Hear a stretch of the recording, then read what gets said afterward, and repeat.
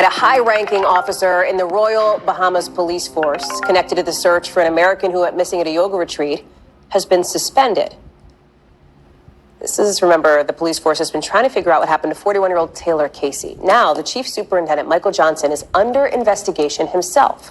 Officials there say voice notes allegedly surfaced that raised serious concerns, as they put it. Casey vanished during a yoga retreat on Paradise Island in Nassau nearly a month ago. Her family now says she may have been discriminated against. Listen. Taylor is the only Black person in the teacher training, and Taylor was the only transgender person in the teacher training.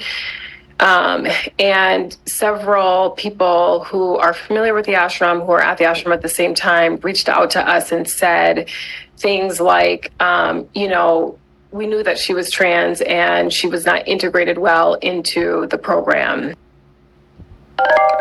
Maura Barrett is joining us now. So the suspension about this investigator, why? Do we know anything else? Do you know if it was connected to the disappearance of Taylor Casey? Tell us more.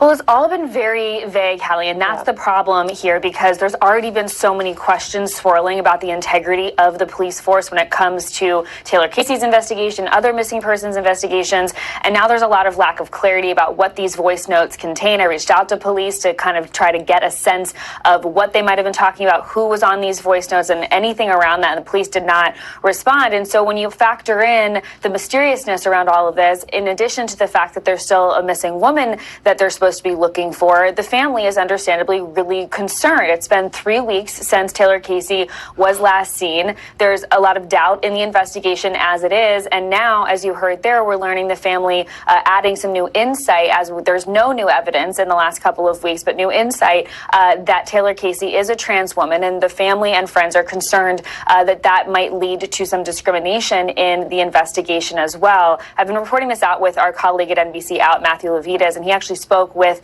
Taylor Casey's mother and some of her close friends today, and he asked them if they think the investigation would be going differently if, say, Taylor was a white cisgender woman. I want to hear their take. Without a doubt.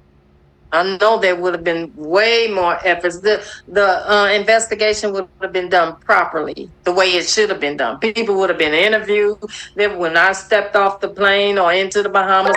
Taylor's Blackness, Taylor's transness and gender expansiveness, Taylor's womanhood, all of these things are just places where people experience disproportionate violence and being ignored.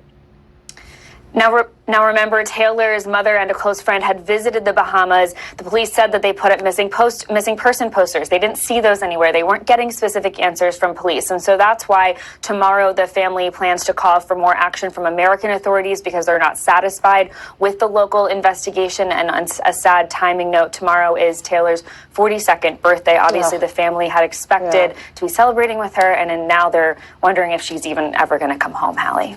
Maura Barrett, thank you for staying on top of this story. Appreciate it.